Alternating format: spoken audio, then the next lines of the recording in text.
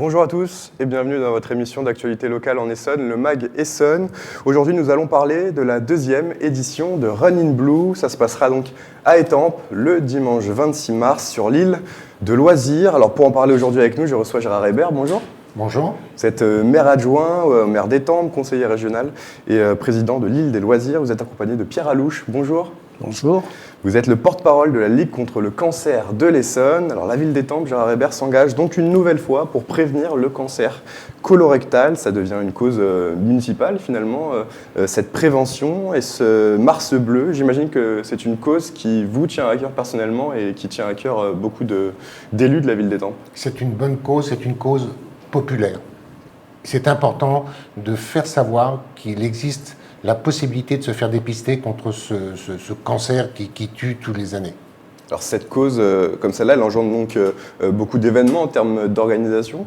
Donc ce dimanche 26 mars, ça permet de créer de la vie à Étampes aussi et d'unir finalement toute la population sur une cause le temps d'une journée. Il y a un peu plus d'un an, lorsque nous avons décidé, à l'initiative de Sana Habibou, on était avec le président de la Ligue contre le cancer essonnien, et nous avons décidé, d'un seul coup, Sana me dit « Allez, on s'engage, on fait », et depuis, nous sommes partis dans ce projet avec le Rotary, que je remercie, j'en profite de le remercier, parce qu'à plusieurs, on est toujours plus fort que lorsqu'on est seul. Effectivement, le maire d'Étampes, la mairie d'Étampes s'investit aussi beaucoup avec l'île de Loisirs. Je remercie l'UCPA qui nous permet aussi de faire cette belle course dès dimanche 26 mars. Tous ensemble, on est toujours plus fort et c'est important. Il y a beaucoup d'associations qui s'engagent pour cette cause. Pierre Alouche, j'imagine qu'à la Ligue de cancer à la Ligue de l'Essonne, à la Ligue contre le cancer de l'Essonne, on a accueilli donc cette mobilisation étampoise avec beaucoup de joie, avec grand plaisir. Pour nous, c'est très important. Je reviens juste sur le premier mot qui a été dit, c'est dépistage. Je vais le répéter plusieurs fois dans le cours de l'émission. Parce que le dépistage permet de garantir, entre guillemets, une guérison de plus de 80%. C'est quand même très très important.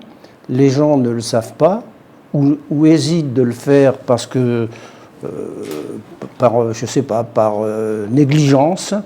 Et je crois qu'il faut insister sur ce mot dépistage.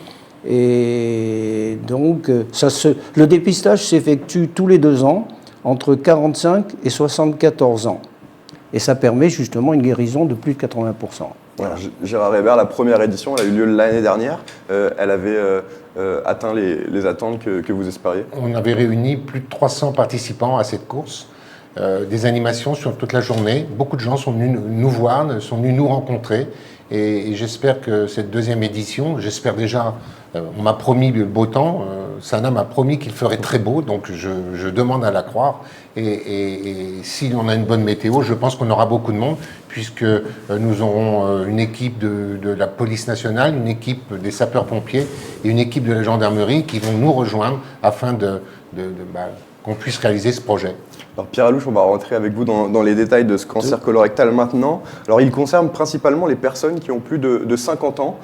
Comment est-ce qu'il se manifeste habituellement? Quels sont les symptômes de ce cancer? Alors d'abord, qui est concerné par ce cancer? Le cancer du côlon droit est davantage lié à l'obésité et à l'usage très important du sucre, trop important du sucre dans l'alimentation.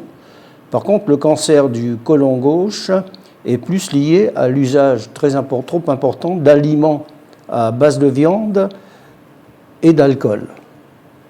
Ça, c'est pour tout. C'est ce qui ressort des études qui ont été faites au niveau du cancer colorectal et du rectum, bien sûr. Les deux sont liés. Comment se manifeste habituellement le cancer colorectal? Le cancer qui touche le côlon et le rectum est le troisième cancer plus normal chez la femme, plus mortel, chez la femme, et le deuxième chez l'homme. Donc c'est important. Il est diagnostiqué à un stade précoce. Encore une fois, on parle de dépistage. Il peut être guéri dans 9 cas sur 10 dans le cas où il est dépisté dès le début, Donc c'est là qu'on comprend l'importance de ce Ah, genre de tout à fait. Je crois que c'est le plus important dans l'opération quand on parle du côlon, de la maladie du côlon et du rectum. J'en profite pour inviter tous les gens à venir, le maximum de gens à venir à Mars Bleu, à la base de loisirs, parce que nous aurons un côlon grandeur nature. Et je pense que ça va être très très important de voir comment la maladie arrive. Ça aura un impact. C'est très important. Hein. C'est ce qu'on appelle le côlon tour. C'est un côlon grandeur nature. Et on voit effectivement, on peut expliquer comment arrive la maladie. Et que faut-il faire justement pour ne pas... Alors, justement, si je vous comprends bien, donc il y a des bonnes habitudes à prendre pour pour avoir moins de chances d'être atteint de ce cancer. Donc moins de sucre, limiter son alimentation et moins de viande. Tout à fait. Je pense que les gens ont pris l'habitude, il y a pas mal de gens qui ont pris l'habitude aujourd'hui de dire on doit absolument manger de la viande tous les jours, ce qui est complètement faux. Dans le passé, il y a une vingtaine d'années, on mangeait de la viande une fois par semaine. Donc il faut s'habituer, il faut manger le moins de viande possible et surtout l'alcool qui est concerné bien sûr et qui donc a tendance à donner cette maladie du côlon et du rectum. Comment est-ce que s'effectue le diagnostic? Comment est-ce qu'on sait que quelqu'un est atteint de ce cancer? Alors, les troubles du transit, de la constipation soudaine ou qui s'aggrave, une diarrhée qui se prolonge en alternance diarrhée et constipation, des douleurs abdominales comme des coliques et la présence de sang dans les selles. Alors comment est-ce que le cancer évolue au fil du temps s'il n'est pas dépisté? Ensuite, il y a... Attendez, je regarde. Il évolue dans le sens où s'il n'est pas dépisté et pris à temps, il y a forcément à un certain moment quelque chose à amener au niveau de la comment dirais-je, ou l'opération, ou là on entre dans le système de l'opération du côlon ou du rectum. Alors le meilleur traitement dans ce cas-là est la chirurgie. Seule, si la maladie est limitée sans métastase, complétée par chimiothérapie de 3 à 6 mois. Ça, c'est dans le cas où ça n'a pas été diagnostiqué et on s'aperçoit que le cancer est avancé. Donc il n'y a pas de... S'il y a des ganglions, la radiothérapie ne concerne que les cancers du rectum.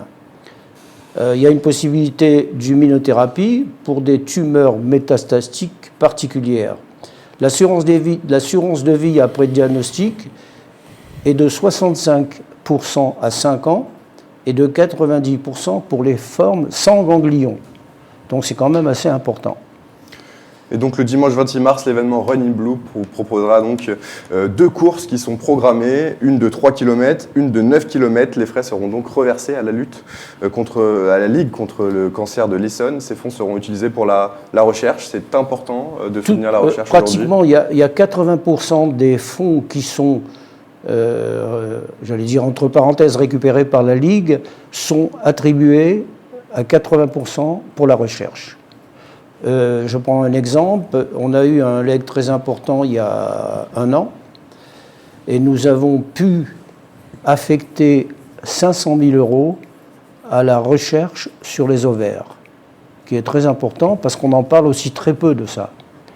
Donc, encore une fois, quand on a un leg de, je sais pas, je vais dire à peu près 200 000 €, il y a 80% qui sont affectés à la recherche.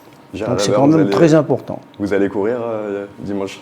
Je vais essayer de courir. Moi, si vous me le permettez, je voudrais rajouter un mot. Rapidement. Simplement, venez nombreux, c'est pour la bonne cause, et 100% de la recette ira pour cette recherche. 100% sera pour la recherche. Merci beaucoup à tous les deux, messieurs. Merci. Je vous en prie, merci. D'avoir été avec nous. Et donc, je rappelle donc, ça se passera le dimanche 26 mars sur l'île des loisirs d'Étampes, l'événement Run in Blue. Vous pouvez réécouter cette émission en replay sur notre site internet et sur notre application Radio Sensation.